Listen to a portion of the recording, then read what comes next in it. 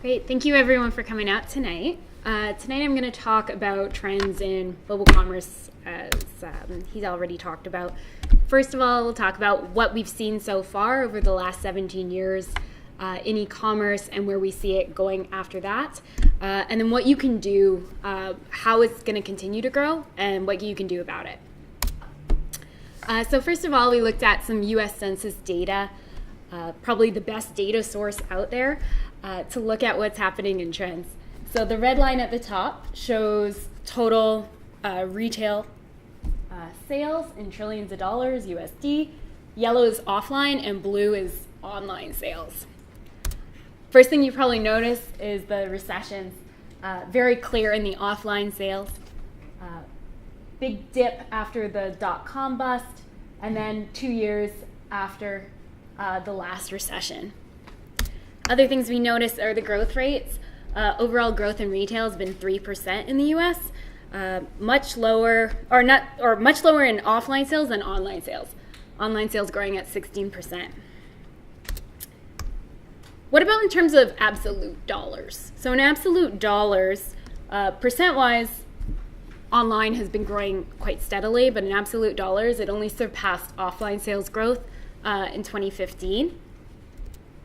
2016, it dipped a bit, but our projections show that from 2019 onwards, the majority of growth in e-commerce will come from online. Where's it at now? It's at 8% of retail, and we project that it'll hit 10% by 2020. So what you guys are really interested in is the blue line there, the e-commerce. So let's really dive into that and zoom in how that looks. As you can see, it's almost perfectly exponential at that 16%. You can notice the recessions there as well, but something really cool is it didn't dip. E-commerce continued to grow even during recessions. It was that robust. So it would have been still a good investment in e-commerce even during the recessions. Over the past 5 years, it's actually doubled. So really, really crazy growth. The question is, though, where is all this growth coming from, that 15, 16%? This is a quote from Demandware, one of the leading e-commerce platforms, saying that after digital, the biggest disruption to retail has been mobile. Here's a recent timeline of what we've seen in mobile. So in May 2015 was the first time Google saw more searches coming from mobile than from desktop. It was also the time that the largest retailers online saw more mobile traffic than desktop. So largest being over 100,000 visits per day. The medium-sized ones, so sort of 10,000 to 100,000 visits per day, they saw mobile surpassing desktop in March last year. And then even for the smaller retailers, by May of last year, they saw more traffic coming from mobile than desktop. This is a projection by Demandware as well. They show the actuals, and then they project forward about where they see traffic share going on mobile. And they show that 70% of traffic by the end of 2018 will be coming from mobile. So most people are going to be viewing your site on a very small device and using their fingers to navigate through it. What do you think the driver is of tablet dropping off like that? Great question. So we've seen, this doesn't go back too far, but tablet's been pretty flat over the last couple years as a share of traffic. Really, tablet tends to be something people use at home. Mobile tends to be something that people are using more on the go as well as at home. Does anyone else want to jump in on ideas on tablet? Yeah? The only thing that I might add to that is, this is being expressed as a percentage. I'm not sure the tablet sales are actually declining or the tablet use is actually declining. I think that we may be seeing just more growth in other usage that's pushing it down. I couldn't confirm that. I did a little more research, but I think that might be the case. Bigger screen, maybe? Yeah, I mean, that's another thing, right, is that phones are getting bigger screens and it's eating into the tablet use cases. Yeah. And more websites designed for mobile as well, so yeah, the benefit of tablets are going down. For sure. It's the same one. Yeah.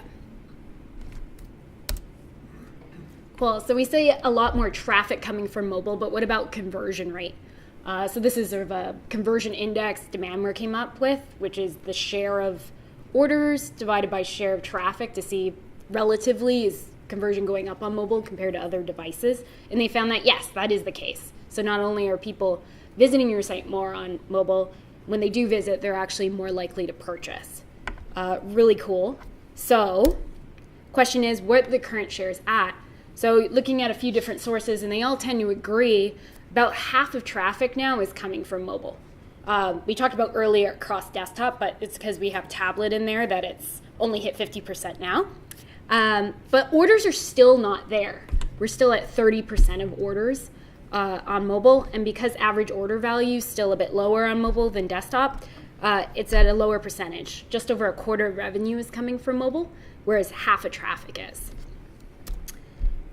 So Demandware also did a projection to see where orders going to come from when they think that orders will surpass desktop orders, and they looked at about beginning of Q2 in 2018.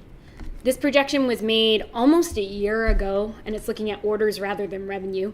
So my team said, okay, let's look at our own customers and see where do we project it to actually intersect. And this is what we came up with here. So up until 2017, January 2017, that's actual data from our customers. After that, their projections. So we did some exponential smoothing there. You see some bumpiness because of the seasonality. Some months mobile is heavier, sometimes it's lighter. What we've plotted here are the medians. So that's half of our customers would be above that and half of our customers would be below that. Some interesting points here are when tablet intersected mobile, which actually didn't happen that long ago. Other interesting point is when mobile will intersect desktop. So we project it for the end of this year for about half of people, they're going to be equal. And they might fight each other for a few months. But then by Q2, most companies will see that mobile is ahead of desktop in terms of revenue.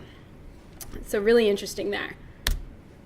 Just to make it a little more complicated, we put some quartiles on there.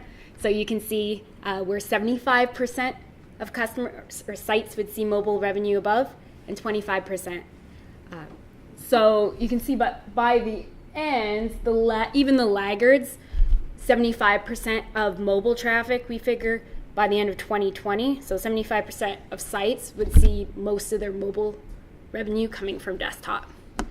So this is projecting out. I'm going to stop right here for questions. I'm going to get into why we've seen this trend and why we expect it to continue. But are there any questions right now? Yeah. I'd love to see this split up by industry segment. Like, for example, retail, like casual retail, like grocery stores or coffee shops versus clothing retail versus maybe even health practitioners. It's going to be quite different, right? Yeah, for sure. So this is looking at sort of enterprise e-commerce retail customers of ours. So is it B2C still, or is it B2B? Yeah, B2C in the U.S. Great question. Yeah. And then I'm assuming this is only shipped. Sorry, This is only shipped revenue. So this is not click and collect. It's not like if you're using a Starbucks app to pay. Yeah. Things like that. This is only shipped. Yeah, correct. Okay. Yeah. How big is the traffic set? What is the number? Good question. So we don't have a ton of customers in there. We're only looking at 13, but they are quite large. And we also noticed that there wasn't a huge spread with them. We would love to add more data points to it in the future, for sure. Yeah. Did you look at a data point for Google Pay and Apple Pay and how that influences the transition? Yeah, so I'm going to get into that a bit later in the presentation. Great.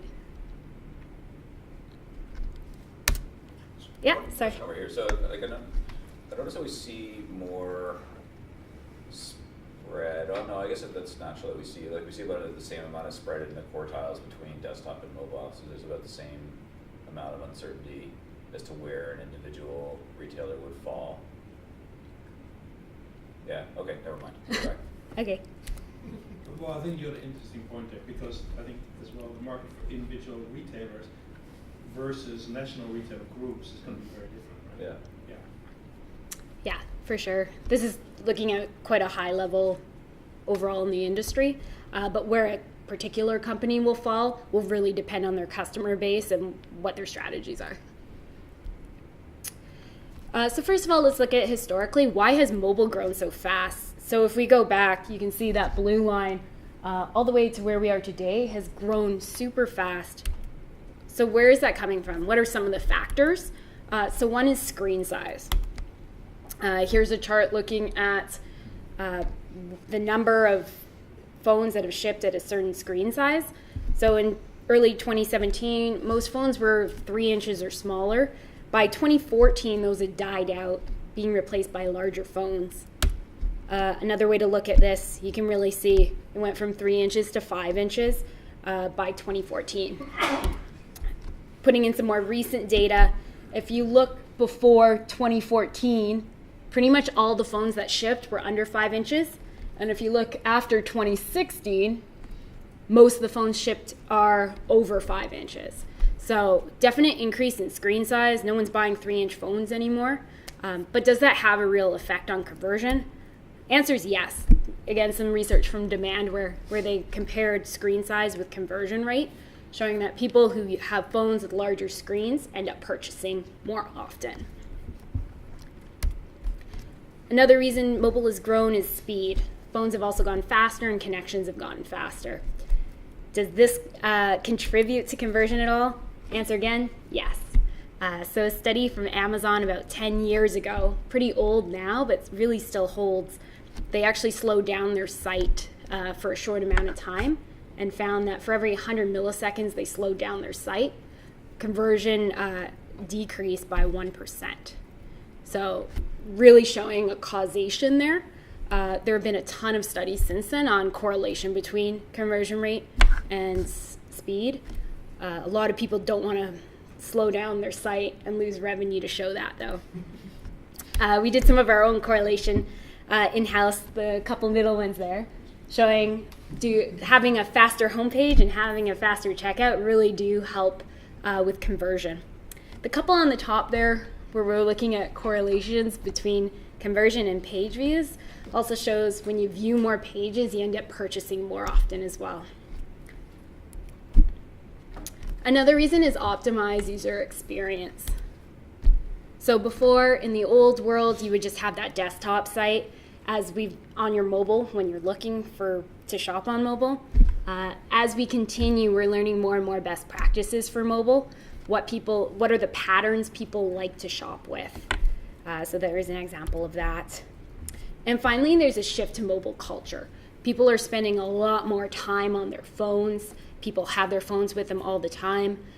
It's kind of the go-to thing to do when you're waiting for someone in a restaurant, what have you. So a lot more screen time, a lot more people are comfortable doing things on their phone.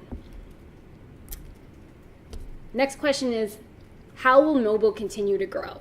So it's gone to that point, and what makes us think the trend will continue? What are still the factors that are stopping people from converting on mobile? Because mobile still converts quite a lot worse than desktop. So how do we get it there? This is some latest qualitative research that came out last month from eMarketer, where they looked at what are the top things. They asked people, what would make you purchase more often on mobile? And these were the top answers. You'll notice for the younger demographics, the main things were easier navigation and increased speed. For the older demographics, those things were one-click purchase and enhanced security. So I'm going to go through each of these blockers right now that are preventing people from purchasing even more often on mobile, and what you can do about that now in the short term, and what new technology is coming out to help mitigate some of these issues.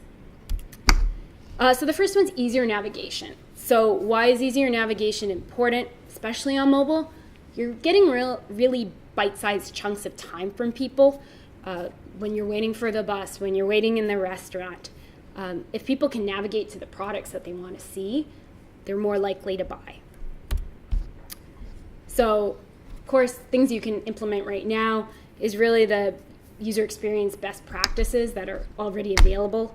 A great source to find those is the Baymard Institute. I put a link at the bottom there about what are the patterns, the design patterns that people really want to see on mobile. Another one's personalized content. So this is a quote by Google saying that 61% of smartphone users are more likely to buy from you if it's location specific. So if you know someone's in Vancouver, show them information about the Vancouver store. Show them information about Vancouver events. It can help them navigate to what they want to see. Bringing it a step further, you can bring in some third-party data. If you know that people are in Washington and it's currently raining, point them straight to the rain jackets. Versus if they're in New York and it's snowing, bring them to the winter jackets. Don't show winter jackets to people in temperate places, and don't give rain jackets to sunny places. So you already have access to this data. It's making sure you use it in a way that helps people navigate. The third thing, this is a new type of technology that's come out now that helps people navigate. You can use conversational commerce. So you can use chat, you can use Facebook Messenger to help people find the products they're looking for. So these kind of trends will help people navigate towards your products, help them buy more. The next thing that people said they would really like to improve is increase speed on the sites. So faster sites equal better conversion. Already talked about that. So how do we achieve that? One thing is through things you already know, making sure your images are optimized, all that kind of stuff. But there are a couple new technologies that have come out recently as well. So one is progressive web apps. So progressive web apps are essentially, it's a single page app, and it loads some of the stuff in the background so that it's super fast. I'll show you an example here. This is looking for the same product. The one on the left is Amazon, and it's not a progressive web app. The one on the right is a progressive web app. So you can see that you could even compete with Amazon on speed. Play this for you. So that's Crabtree and Evelyn on the right, and you can see how fast the pages load.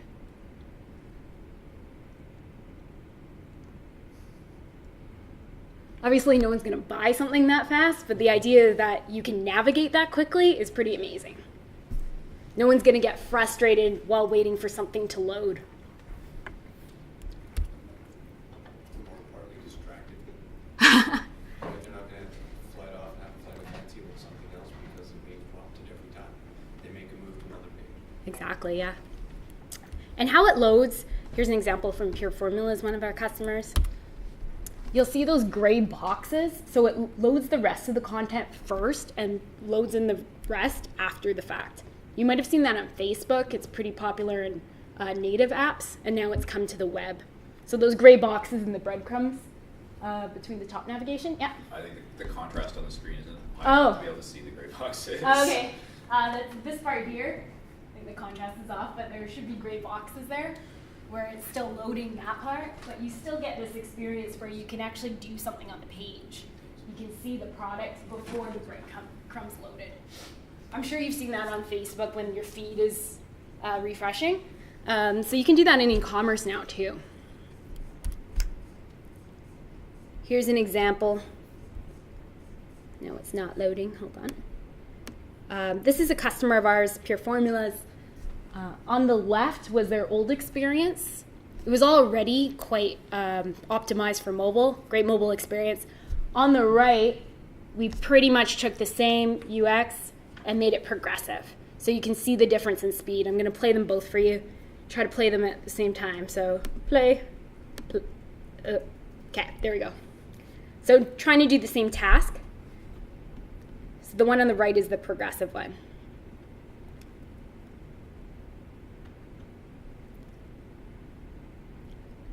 So you can see how fast those pages are loading. And again, someone won't get distracted during it, waiting for things to load. The one on the left is still going, trying to do the things. So does a coding framework for progressive or? It uses React. So we did an A/B test with Pure Formulas. So they had their old experience and their new experience. The main difference was the speed, quite honestly. And when we ran the A/B test, we saw actually a 23% increase in revenue per visit. So huge gains from speed from going to progressive technology.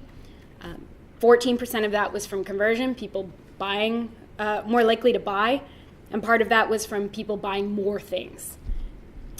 In the conversion rate, half of that was getting to checkout more quickly, or more likely to get to checkout, and half of it was completing checkout more often. So gains across navigation and checkout. So really cool there. Another technology that is very new to the market is called AMP, Accelerated Mobile Pages. So I have a video here. Basically, maybe you've seen it already on your phone when you Google. It's very popular with publishers right now. eBay is one of the only e-commerce sites doing it so far. I'll hit play. You'll see that it says AMP in your search results, standing for Accelerated Mobile Pages.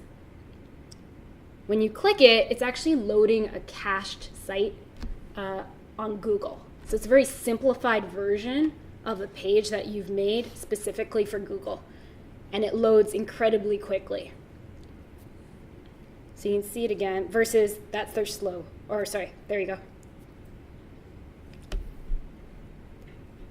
So it loads very quickly. Just played that.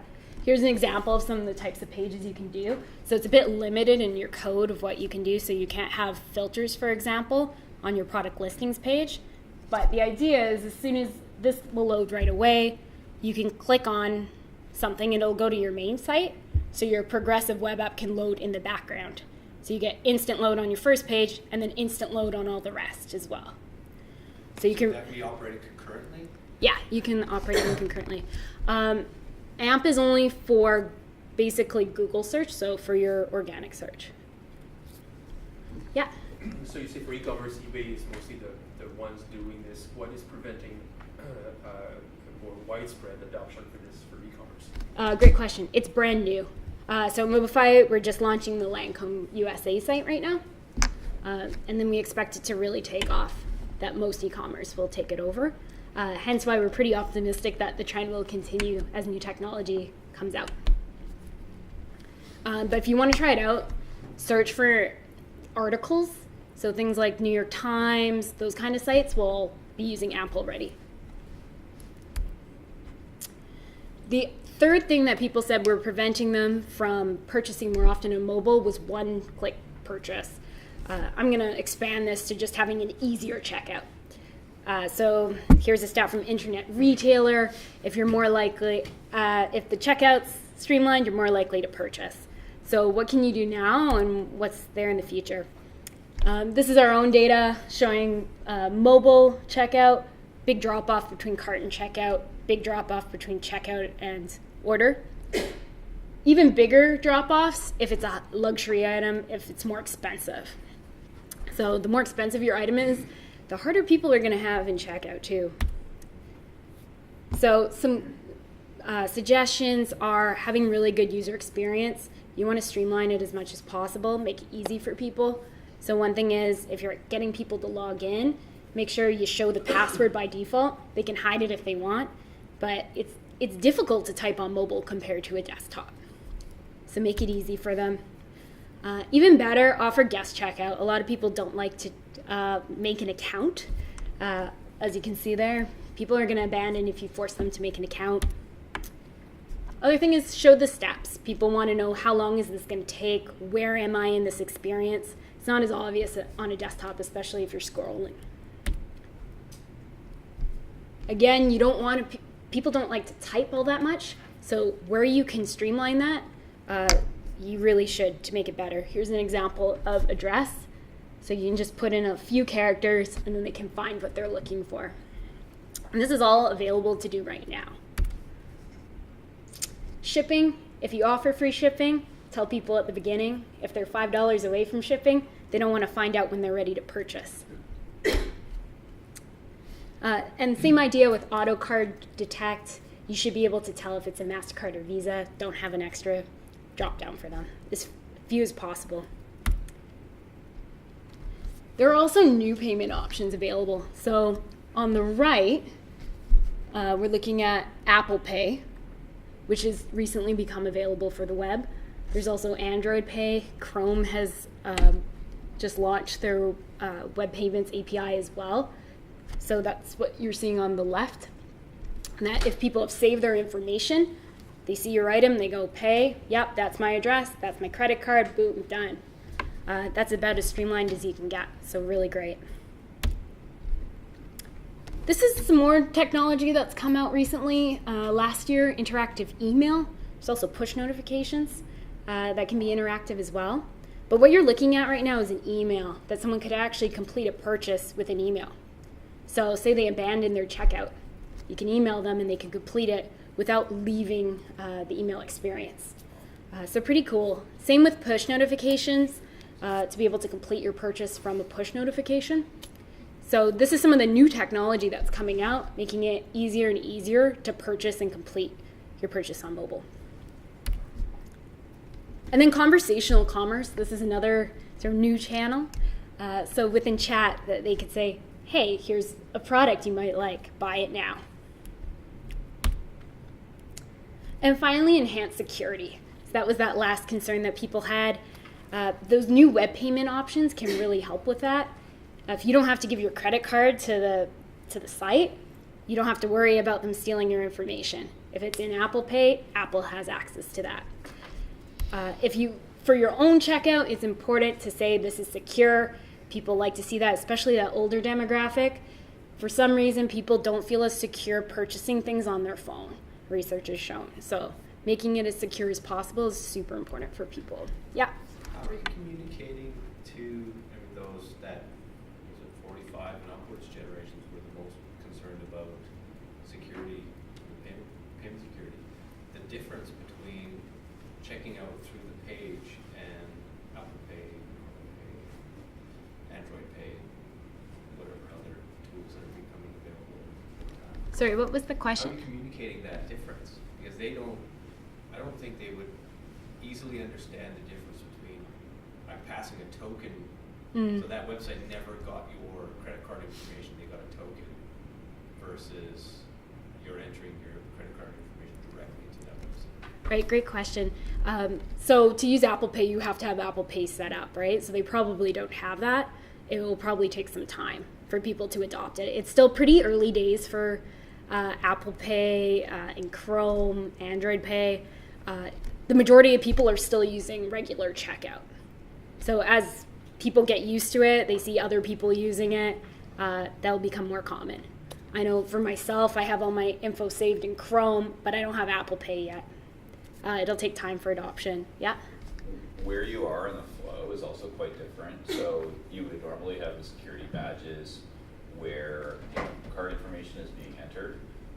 Apple Pay, you could trigger that even off of a product listing page and activate that Apple Pay flow. So like you can see that product in the grid form and choose to buy right there, for example, or you might buy from the product detail page directly. So you're actually, in many cases, you're preempting the standard checkout flow almost entirely with those badges. And from a UX perspective, it actually adds a lot of complexity to the checkout flows. Like if you're handling all of these different cases, and let's say that you also support PayPal and maybe some other payment options, you're actually in a little bit of the overwhelming situation for a lot of users. You have to be kind of careful about how you badge and where you put these things. You can do damage to your site as well. Yeah. The ongoing question around whether or not you have a mobile app or a mobile web. Do you see that changing? Great question. So on Android phones, more of these things are available. On Apple, they haven't let users do all these things on the web yet.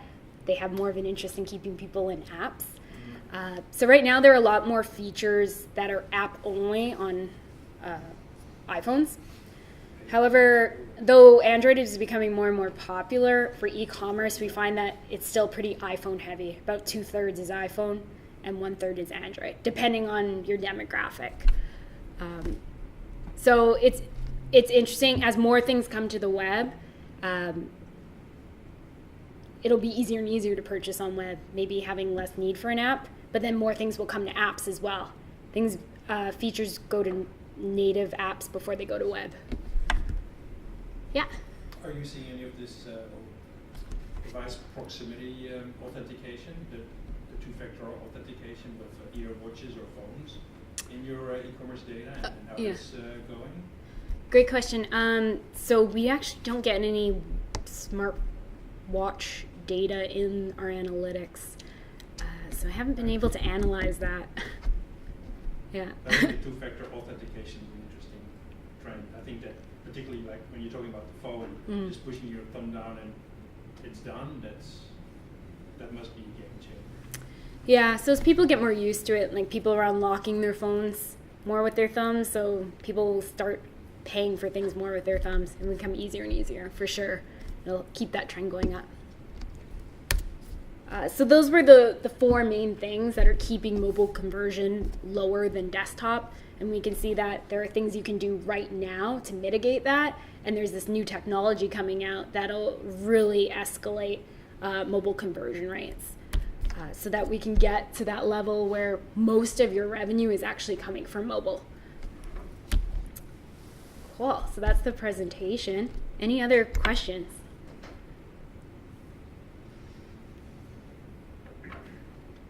All right. I will oh, sorry. Quick one. This whole aspect of subscription-based e-commerce, where you're trying to get the customer to become a subscriber or a registered member, the Walmart, Costco kind of concept. Getting that subscriber so that they can get in. Have you seen any movements by utilizing that subscriber-based clientele, a subscriber-based model for the pay, so that people are using the mobile site or an app and just automatically being able to purchase for repeats and stuff, as opposed to Apple Pay or something? I think that's a great idea. I'm sure people will be using that. I haven't seen it personally, but yeah, I'm sure it's one of those things that's very possible. So why aren't more people doing that? Same with notifications. Even if you're not subscribed, it could say, hey, you're low, you should be low on X. Just put your thumb on to reorder. Should be that easy, right? Yeah. It's possible right now, just it's still early days. So it's still early. Yeah.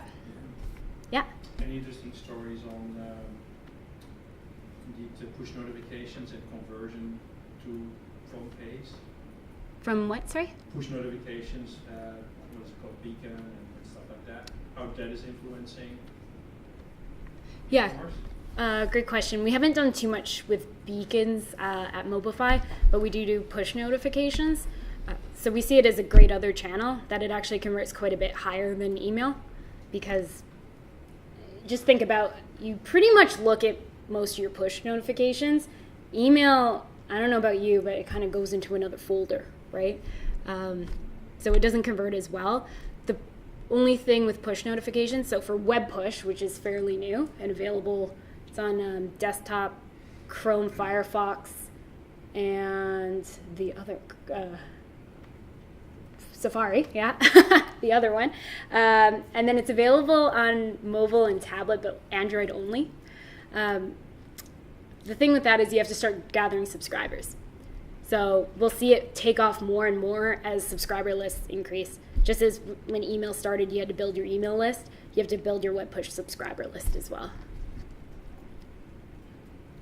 We rolled out a cart abandonment push for the first customer late last year, and the response seems quite good. The audience size is small and growing. You do need to enroll people, and it's kind of a key difference between email. I mean, not that you should email people, but you can email people without getting their permission. You can't send anyone anything via push without getting them to opt in first.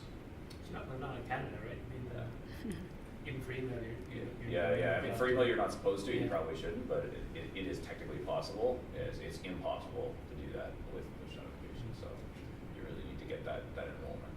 And that push you can only do with an app or No, so those browsers that Amanda spoke of earlier, those support web push. So you can opt into push notifications. You'll receive those even if your phone is off. Like, not if your phone is off, but if your phone's on lock screen, you don't have to have the browser open. They'll go to the system tray. They look and feel just like a native notification, but we don't have them in iOS Safari yet. It's a little bit of a gap. Yeah. Do you guys record So you see those trends kind of going up in e-commerce and then mobile. Yeah. How much is that, the big kind of for retail conglomerates, and then how much is like medium or small size retail? Do you synthesize that? Yeah, great question. So the census data was everything in the U.S.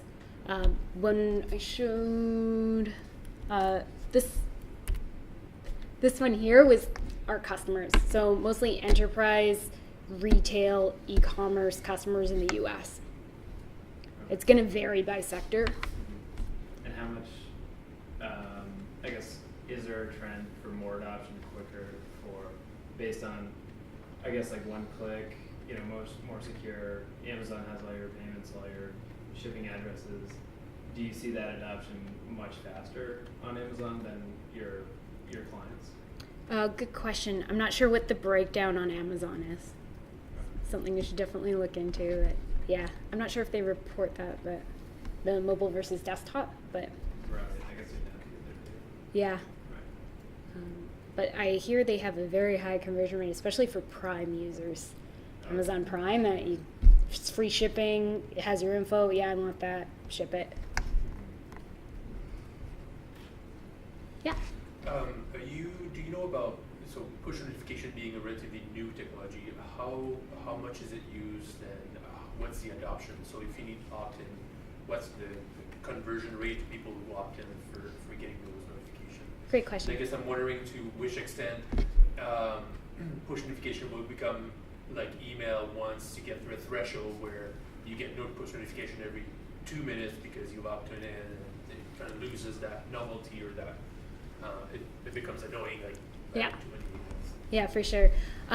We find our average subscription rate is 2% for web push. We have one customer who actually gets more traffic and revenue from web push than email, because they've had it for a while and they send a lot of web push messages. They also get a lot of unsubscribes though, right? So there's that balance of you can send more messages and get more revenue, but then you're going to lose subscribers. So it's the balance. I mean, really the best thing to do is really segment and give people relevant information. Like I was talking about the weather. So if you can really know who's using this and use your data, you can give people relevant information about, you're probably interested in this product. Go to that one. Would it be most logical then to tie the easiest way for e-commerce users to tie it into your wish list? Yeah. And push when the wish list item goes on sale or whatever it is. It's a lowest risk of loss, the highest possibility of conversion. Yeah, and you'll probably have a higher opt-in rate too, because if people are like, yeah, I want this and I want to know when it's on sale.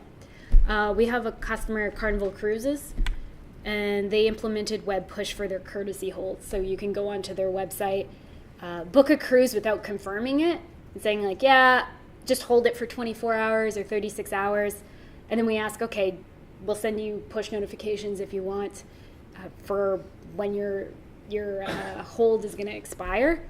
They have about I forget the exact number, I think it's 28% opt-in rate. So really high, because it's relevant to people. They want to know that. So if you can make it relevant, it's very successful. Well, you can mess around, or like have some fun with offers, of course, in that time frame as well, right? So there's a whole new marketing opportunity. What you're going to do with push in a creative way. Yeah. Yeah, well, I see there's a lot of room for abuse in that, because you've asked specific permission to allow push notifications, and you've insinuated that it's only for this purpose. Yeah. But the browser doesn't know the difference. It just knows you've accepted push notifications from Carnival Cruises. Yeah. They can spam you with anything after that if they're misrepresenting. Yeah, and it's the same with email, right? And now we see with email that you can say, send me emails about these specific types of offers and that kind of thing. So I see the same thing happening with web push as well, for sure. That's what I was just referring to the anti-spam legislation again. This is you get significant fines if you get caught the wrong side of that. Yeah. All the more reason to segment properly. Yeah. Yeah. maybe it's a bit of a technical question, but is this related to you accept push notification from a domain? So you might not be able to segment the same way you're getting that you can do for newsletters. So you want offers, or you want this, A, B, C, or D. But if you're blocking the push notification, I guess my question is there can you for the same domain set different types of push notification where people may opt in or may not opt in? Yeah, so you could have a preference section that you would set up. You would still accept it, I believe, for the whole domain, Right, but exactly. on the company side, you would say, okay, I'm only sending them the courtesy hold once because that's all they wanted, that kind of thing. Yeah. Does Mobify track kind of like in-store pickup? It looks like that initial graph, it's like, that $4 trillion versus $9 trillion to like 2025 for e-commerce. But that's shipped goods. But with, click and collect or like Amazon Go, Yeah. is Mobify actively looking at that as also like a UX problem that can be solved and tracked in the same, I guess, like ways, just like strictly converting and getting it shipped to your house? Yeah, we don't do too much of that right now. We do have one customer where they've linked their inventory to that, so you can see, I'm interested in this dress. Which location near me has that dress? So that's definitely possible. Only one. One of our customers right now, who are using our store locators. Oh, wow. Okay. Yeah, it's definitely something people should do. You have to have it set up on your side, though, that you're tracking your inventory by a store level and put that in your e-commerce, right? Absolutely. So linking more of your data makes it all that much more powerful. Yeah. And are they using like RFID chips? Maybe this is getting too deep, but like in terms of tracking their inventory. I'm not sure on the customer side, yeah. Cool, any other questions? Great, well, thank you guys so much. I'm going to be posting this on my LinkedIn after if you want a copy of the presentation. And thank you for filming as well. It'll be on YouTube. All right, thank you.